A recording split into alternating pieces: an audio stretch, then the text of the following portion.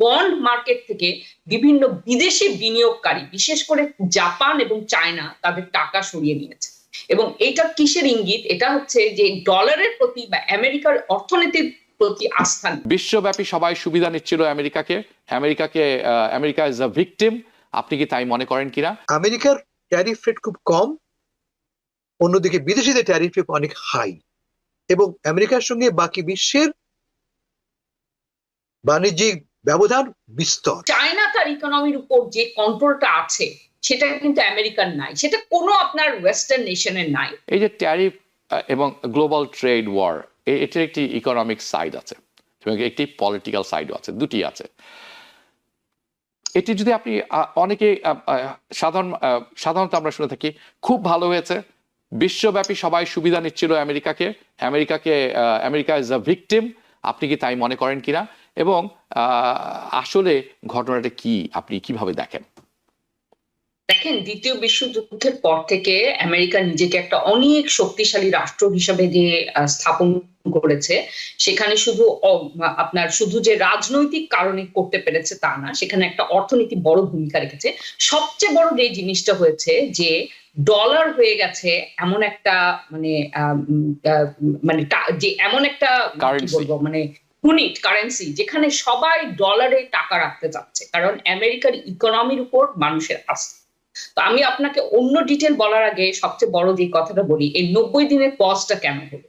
কারণ তারা যখন দেখেছে যে তাদের ওই যে ট্যারিফ প্ল্যানের পরে স্টক মার্কেটে আপনার মার্কেট অনেক আপনার মূল্য হারাচ্ছে, কমে যাচ্ছে স্টকের তো সেটা জানি সেটা উঠা পড়া হবে, সেখানেও তারা হয়তো অনেক লাভ করেছে, কারণ যারা অনেক ধনী তারা স্টকের দাম যখন কমে যায় তখন বিপুল পরিমাণে কিনে নিতে পারে।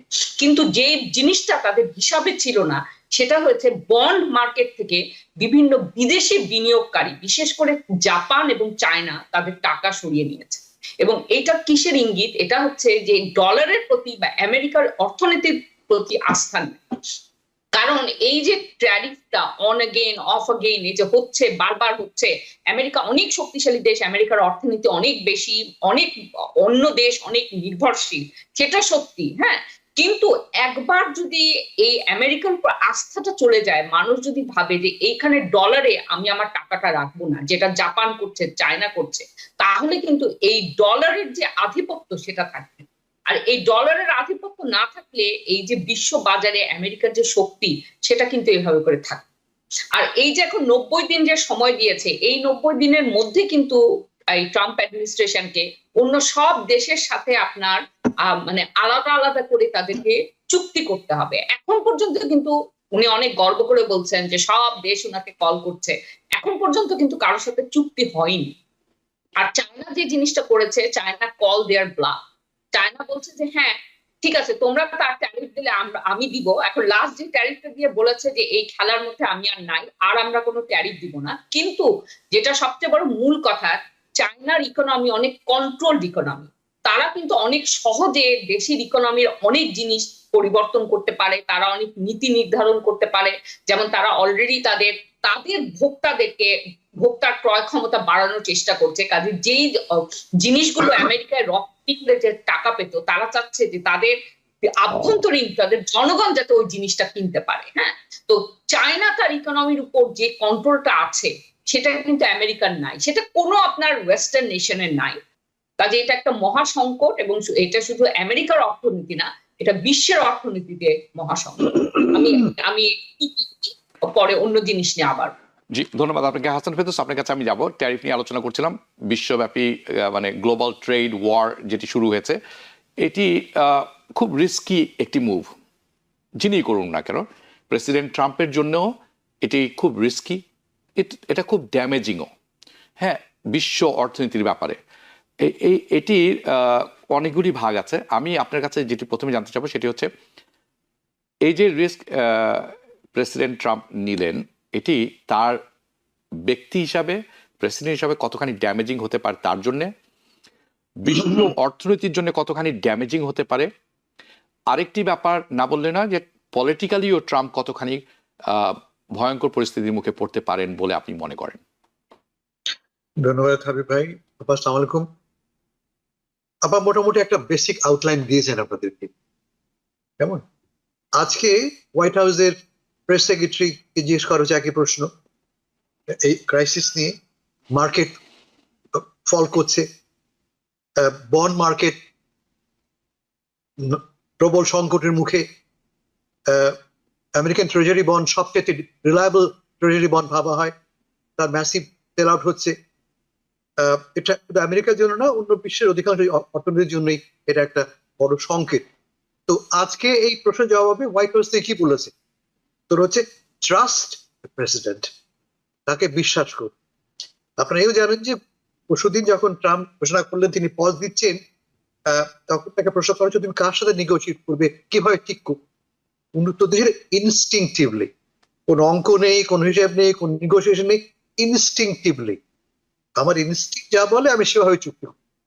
তার মানে সবটাই ভুডু, এর পেছনে কোনো সায়েন্স নেই, ইকোনমিক্স নেই, কোনো ম্যাথ নেই, আছে ডোনাল্ড ট্রাম্প সাহেবের ব্যক্তিগত ইচ্ছা অনিচ্ছা। তো কেন তিনি এটা করেছেন এ কথা আমরা আগেও বলেছি, চট করে বুঝিয়ে বলি তিনি কাজটা কেন করলেন, তিনি কেন ট্যারিফ নিয়ে খেলাটা খেললেন। এটা তিনি প্রথম নয়, কিন্তু তিনি 80 দশক থেকে বলে আসছেন আমেরিকা একটা দেশ দুর্বল এবং এই দেশটাকে বিদেশিরা, চায়না খুব লেখা হাই ট্যারিফ আমরা কিনে দিচ্ছি, আমাদের অর্থ ব্যাগ আমরা দুর্বল সপ্তাহে আমেরিকাতে ব্যক্তি ভালো যায়নি। কিন্তু এই যে তার ভাবনাটা তিনি এটা কোথা থেকে পেয়েছেন, 19th সেঞ্চুরির এক প্রেসিডেন্ট ছিলেন ম্যাকিনলি, তিনি ছিলেন দ্য অরিজিনাল ট্যারিফ ম্যান। যেমন আমার এখন উনি হচ্ছেন ডোনাল্ড ট্রাম্প সাহেবের প্রধান ভাব গুরু। কিন্তু তাত্ত্বিক একটা ভিত্তি আছে, ভিত্তিটা হচ্ছে এই যে আমেরিকার ট্যারিফ রেট খুব কম, অন্যদিকে বিদেশিদের ট্যারিফ রেট অনেক হাই, এবং আমেরিকার সঙ্গে বাকি বিশ্বের বাণিজ্যিক ব্যবধান বিস্তর। যেমন China $600 billion, more than $500 billion export করে আমেরিকায়, সেখানে আমেরিকা রাফলি $150 বিলিয়ন এক্সপোর্ট করে, মানে ব্যবধানটা ব্যাপক। কিন্তু মজা হচ্ছে যে এই সিস্টেমটা যে বিল্ড করা হয়েছে সেকেন্ড ওয়ার্ল্ড ওয়ারের পরে 45 থেকে আজ পর্যন্ত, তা কিন্তু আমেরিকারই তৈরি।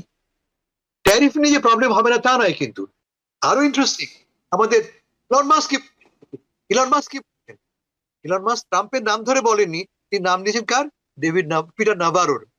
তাকে তিনি মোরন মানে একটা গর্ধব তুমি। তিনি কার জন্য ট্রাম্পকে হয়তো বলতেন, ট্রাম্পকে তিনি বলতে পারেন না, পিটার নাভারোকে তিনি বলছেন ইউ আর এ মোরন।